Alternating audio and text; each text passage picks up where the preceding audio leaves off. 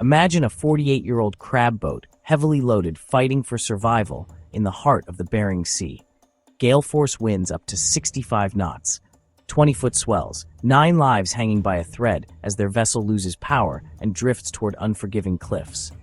But here's what truly shocked everyone. It wasn't just the storm itself, it was the razor-thin USCG helicopter hoist, defying 65-knot hell off towering cliffs, using one hidden tactic that saved them all. The daring U.S. Coast Guard helicopter rescue, battling extreme downdrafts and vicious conditions off towering cliffs that brought all 9 souls home safely. This is the full story of the Arctic sea crab fishing vessel's grounding on January 5, 2026, and why it almost became another Bering Sea tragedy. Let's start with the vessel at the center of this drama. The fishing vessel Arctic Sea, a 134-foot, 41-meter crab boat built back in 1978 by Marco Shipbuilding in Seattle. She's 37 meters long, with a gross tonnage of 485 tons, U.S. flagged, and primarily used for tanner crab and pollock fishing. Owned by the Coastal Villages Region Fund, an Alaska Native corporation, this boat had been a hard-working veteran of the Bering Sea for nearly 5 decades. By early 2026, at 48 years old, she was one of the oldest active crabbers still operating in these brutal waters. Many boats of this age have long since been retired or received major upgrades, but the Arctic Sea kept pushing forward, season after season.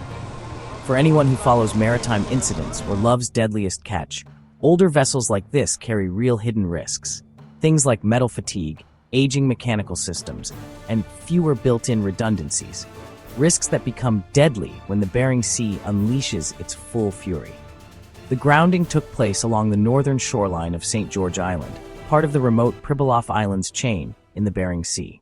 Today, St. George is home to only about 100 residents, mostly Aleut people who still depend on fishing and wildlife for their livelihood. But the North Shore is especially treacherous.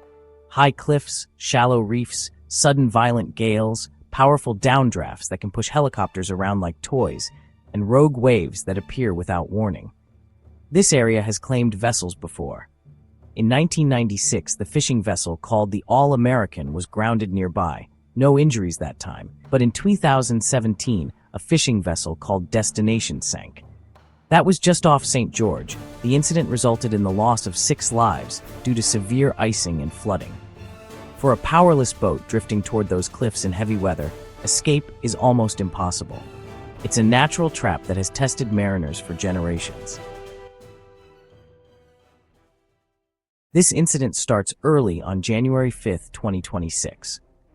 The Arctic Sea was heading from Dutch Harbor towards Seattle. It was carrying 7,000 pounds of tanner crab with roughly 50,000 gallons of diesel fuel, 2,000 gallons of lube oil, and hydraulic fluid. Around 4 a.m., disaster struck. The vessel suffered a complete engine failure, losing both power and steering. Winds were already building to 50 to 65 knots, with seas running 10 to 20 feet, and the helpless boat began drifting uncontrollably toward the North Shore cliffs of St. George Island. At 4:11 a.m., the crew sent out a mayday call. They were taking on water, grounded, and in serious trouble. They quickly donned survival suits, inflated their life raft, and activated the EPIRB distress beacon. Water soon flooded the galley to a depth of about 9 inches, and the fire suppression system discharged, forcing the crew out of the bridge and onto the exposed deck in terrible conditions. A nearby sister vessel, the North Sea, responded immediately, but couldn't get close because of the shallows and violent seas. Instead, her crew stayed in position and relayed critical updates to the Coast Guard using handheld VHF radios, while communicating with the vessel owners via Starlink satellite internet. That combination of old-school radio and modern satellite tech became a lifeline in the chaos. The U.S. Coast Guard responded swiftly despite the extreme distance and weather. An MH-60 Jayhawk helicopter launched from Cold Bay, supported by an HC-130 Hercules aircraft out of Kodiak, while the cutter Alex Haley was diverted to the scene. Conditions on arrival were brutal: near-gale winds, powerful downdrafts off the cliffs, and the helicopter had to hover just 50 feet above the deck while fighting to stay stable. This was one of the most challenging hoist operations imaginable. Thankfully, the Arctic Sea crew had prepared perfectly. Survival suits on, gear pre-staged, clear communication established early. That preparation made all the difference. The Jayhawk arrived around 11:30 a.m., and in roughly 30 minutes, the aircrew hoisted all 9 crew members to safety with no injuries. They were flown to St. Paul Island, the nearest location with medical support and helicopter refueling. The crew of the Arctic Sea had effective communication and survival equipment on board, allowing them to quickly alert the Coast Guard of their distress and pre-stage items for a potential evacuation. This emergency preparedness greatly increased their chances of survival. In the end, this could easily have become another tragic Bering Sea story. But instead, it ended with everyone safe and a powerful lesson in readiness. As of January 10, 2026, salvage operations are underway, led by Resolve Marine.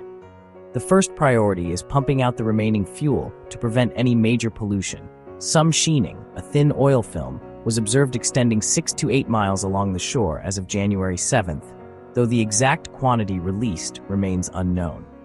Monitoring continues, and efforts will shift to recovering the vessel itself if possible. This incident reminds us why Bering Sea crab fishing remains one of the world's most dangerous jobs, even after major safety reforms in 2005 that introduced quotas, better gear, and training. Fatality rates have dropped significantly, but power failures and groundings are still leading causes of trouble. Here's the contrarian angle.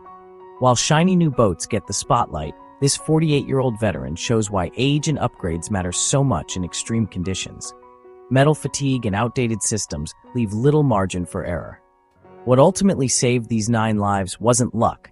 It was thorough preparation, reliable emergency equipment, smart use of tools like Starlink, and the extraordinary skill of Coast Guard aviators willing to fly into cliff downdrafts. In the end, this could easily have become another tragic Bering Sea story. But instead, it ended with everyone safe and a powerful lesson in readiness.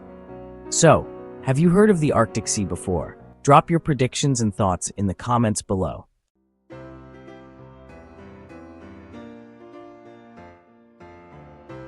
If you enjoyed this deep dive into a real Bering Sea rescue, give the video a like and subscribe for more stories of high-stakes incidents, dramatic saves, and lessons from the world's toughest waters. Hit the subscribe button so you don't miss the next one.